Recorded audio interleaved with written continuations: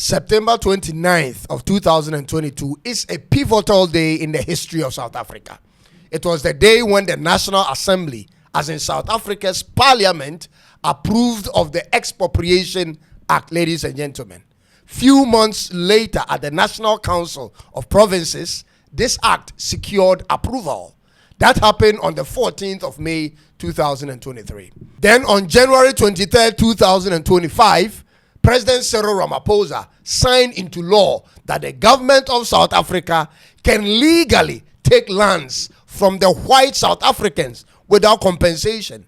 This is almost the whole story, except that the president needs to make that decision of when to effect that law. So as it stands now, ladies and gentlemen, the law is enacted but unaffected.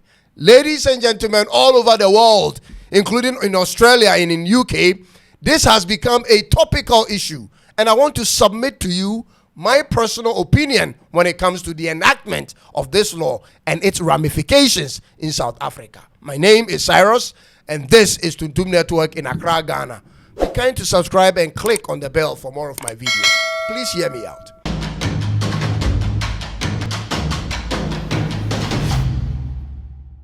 This law in South Africa is referred to as the Expropriation Act 2024. And the whole nation of South Africa, including many interested Western countries, are waiting for the day when South African president will gazette its commencement. They want to see how the whole thing will play out. When that day comes, ladies and gentlemen, expropriation will begin not only for the public purpose, like government needing lands to build infrastructure or schools, but also for any type of project that the government of South Africa will need lands for. This also means these lands will be subject to government reforms moving forward. Ladies and gentlemen, under this law, all abandoned lands owned by white South Africans, including lands held purely for speculation purposes, and state-subsidized lands will receive zero compensation from the government when taken. And we are talking about tens of thousands of hectares of lands in South Africa. However, lands with buildings and active agricultural projects or business operations will get compensations based on current market values for what is on top of the land and not for the land itself. This is what's going to be triggered the moment the president provides the date for the commencement of this law. Ladies and gentlemen, and this is my personal opinion on this subject matter, I'm 100% in favor of taking back idle lands without compensation. 100%. I am 100% in favor of compensation for farms and projects on lands that the government may need for projects. I, however, want to say this categorically, ladies and gentlemen, that the government of South Africa, moving forward, hold these lands in custody and not release them back to the people. Hold them in custody and not give them back to the people. The government must be in full control of the lands and turn them into something profitable for all. Listen, taking the lands will not in itself make South Africa a more equitable country, because it could easily find its way back into the hands of politicians and corporations. Taking the lands will not automatically transform the economy of black South Africans, because it won't directly put any money into anybody's pocket. It is what you will be doing with the land that will determine what comes out of it. In my personal estimation, ladies and gentlemen, South Africa is in dire need of three major enterprises. The first is South Africa's need to put its people to work, starting with its own mining companies. Yes, mining companies owned and run by the state, which will create sustainable jobs moving forward. Unemployment rate in South Africa is around 32%, ladies and gentlemen, which is one of the highest in the world. Youth unemployment is even worse, with over 60% for people under 25 completely unengaged. This has been one of the reasons behind the high rate of crime in the country. Low economic growth, poor educational outcomes, which results in the lack of requisite skill set for gainful employment, has made it difficult to employ many South African youth, ladies and gentlemen. The lands must be put to immediate use, including using it for commercial farming, mining and farming. So the land must be farmed and mined. Platinum, gold, coal, you have them in abundance in South Africa. South Africa was the world's largest producer of gold from the 1930s until 2006. Just some 20 years ago, you led the world in gold produced. That's how your cities got built and your road networks got paved. That's what made South Africa a wealthy nation, which saw people from all over the world troop there. You should focus on what has made you successful. This time as a state enterprise and not some private companies taking over. Gold prices are skyrocketing, but your country is not benefiting because the mines don't belong to the state. That is the truth. And you have many idle mining concessions sitting there. This will make your country a world power in 10 years if you can embark on this journey.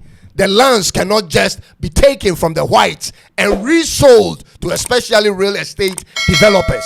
You would have wasted the entire purpose of the law. And even if at some point some portion will have to go into real estate development, it must be done by the state to meet the budgets of the regular civil servants of South Africa.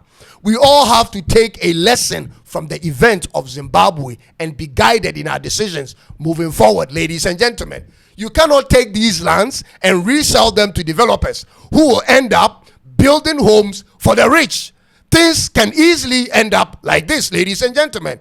Therefore, if the president of South Africa is not totally sure of what the lands will immediately be used for, I would suggest to him that he waits before he turns it into another cluster of ghettos. You are one of the few countries in the world and in Africa that has the potential to grow almost every crop under the sun. Your lands fall in a unique location alongside Namibia and Botswana. You experience all the 4 seasons and you have such a huge country with massive fertile lands for all sorts of crops. These expropriated lands must definitely be nationalized for the purpose of commercial agriculture. You are on the top 3 list of African countries that imports the most rice. This must change, South Africa. Last year, $634.7 million worth of rice was imported into South Africa from Thailand and India and Pakistan. $536.6 million worth of wheat was also imported last year, and palm oil imports crossed $500 million for the first time last year. Your economy is rapidly being taken over by imports. With the implementation of this law, South Africa, you will have the lands alongside the Orange River, the Limpopo, and the Vaal rivers. You have no reason apart from bad leadership to fail. Therefore, your story must have a different ending. From the title of breadbasket of Africa in the 60s to the 80s, Zimbabwe fell to now the empty basket of Africa. We see where your country is ranked now, South Africa. You are the biggest economy in Africa and many good things are going for you. This law, when implemented, will churn out large numbers of whites and their investment. In fact, many whites have already left for Australia and to the UK and New Zealand. Some just arrived in America. A lot of the funding coming into your country will cease, which has started with American aids that has been cut off. Your financial architecture will be hit the hardest when the white community starts pulling out their investment from the system. The banks are going to be hit. Businesses will be hit. And the overall liquidity in the country will be challenged. You will face systemic challenges from Europe. Challenges that other Africans face, but you don't. You will start facing them from henceforth. And you have to work more with your friends in Russia, China, India, and the rest of the BRIC member nations. You must prove to your citizens and to the rest of Africa and the world that you can be in complete control and be prosperous at the same time as a predominantly black nation.